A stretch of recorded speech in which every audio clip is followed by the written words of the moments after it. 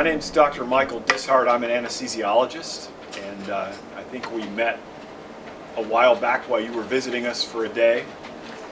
Some of the things you were hoping to hear from me, including what do my daily duties entail as an anesthesiologist. I'm a cardiac anesthesiologist and a transplant anesthesiologist. We're a level 1 trauma center here too, so I take care of patients having major surgeries, cardiac surgery, transplant surgery. My duties, of course, involve supervising patients having anesthetics. As a physician here at Allegheny General, I supervise more than one operation at a time, and I have nurses and then also doctors in training that I supervise. So I circulate between 2, 3, and very rarely 4 different operating rooms and take care of patients while there are people taking care of them hands-on during their anesthesia. So that's the bulk of my day. I spend almost all of my time taking care of patients, mostly those having heart surgery and transplants, as I said.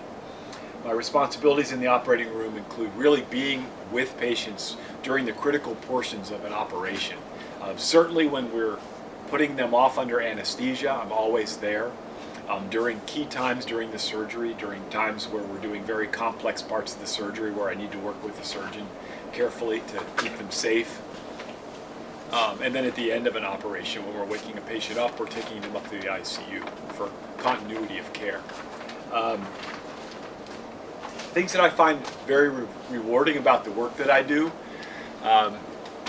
we're in an environment where there's a lot of smart people around that are taking care of patients having a variety of different operations. That's a really nice thing about this hospital, that we do so many different kinds of operations all in one place.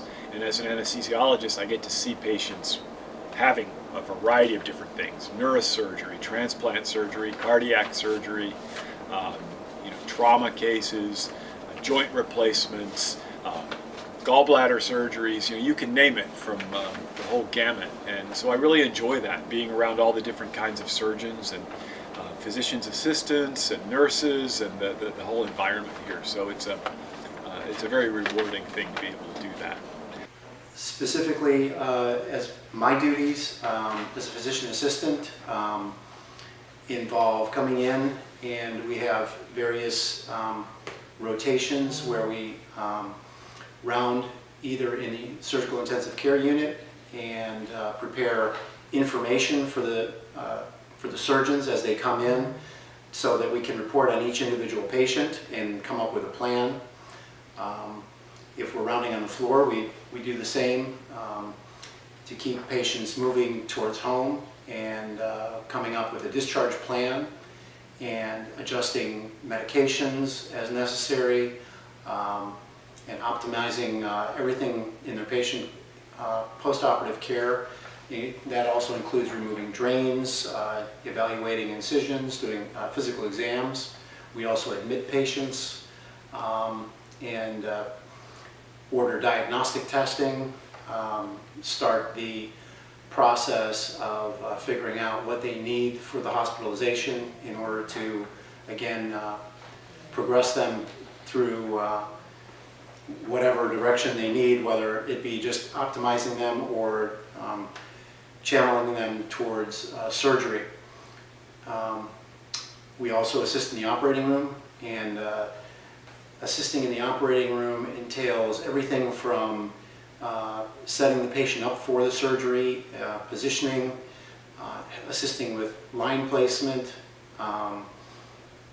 getting information such as chest x-rays ready, CT scans, any studies that we're going to need for the procedure, important information that's relevant to the procedure.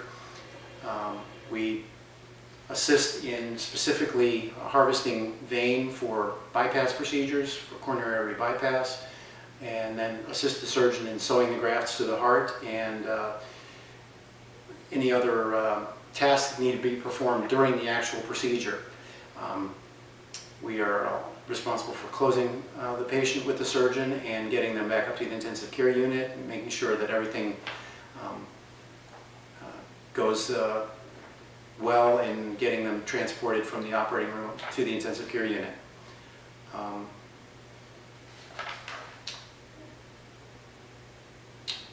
Some of the rewarding aspects of our job are, of course, helping people.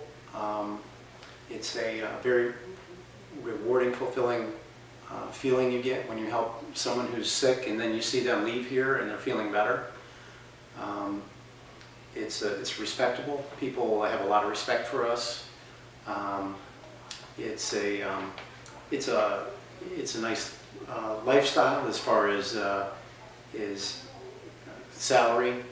Everyone enjoys getting paid well, so it's a very nice salary job. Just to mention a few things. For people who are in high school or around that time in life and are interested in pursuing a career in medicine in general, anesthesiology perhaps in particular, the kinds of classes and activities, you asked a question about that. I think that, of course, everyone knows that you need to have a good background in sciences, background in chemistry, background in biology, probably physics and math as general prerequisites for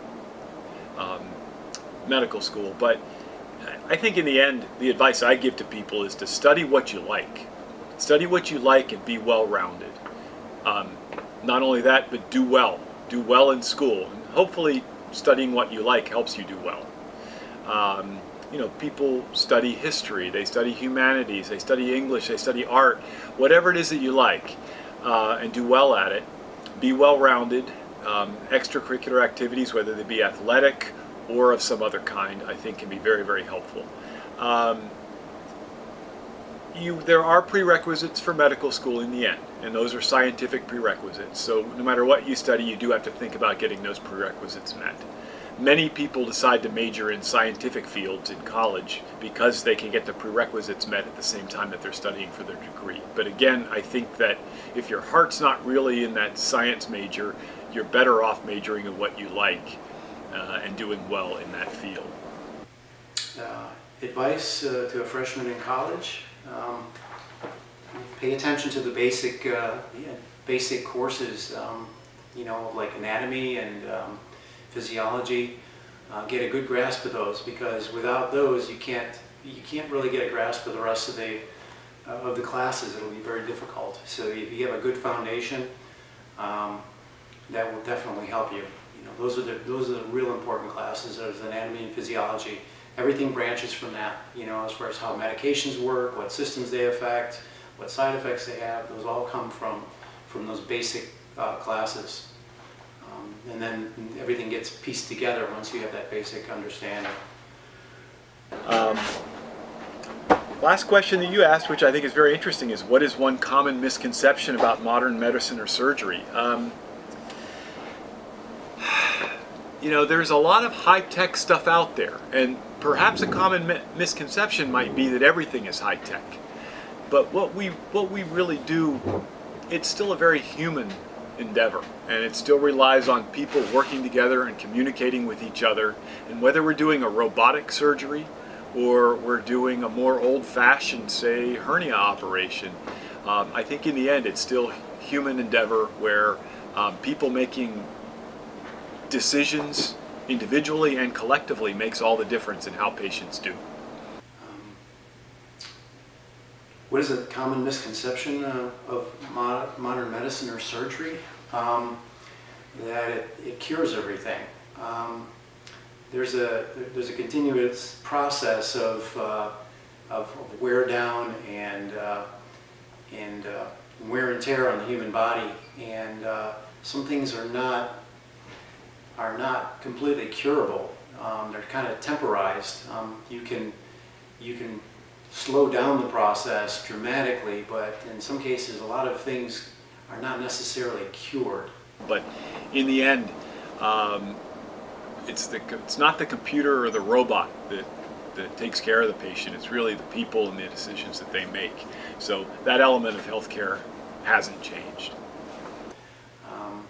Medicine is still something that's kind of shrouded in mystery. Once people go into the operating room, people don't understand or want to know what goes on behind those doors. They just want to come out and be fixed. So I think public education is something that that needs to continue,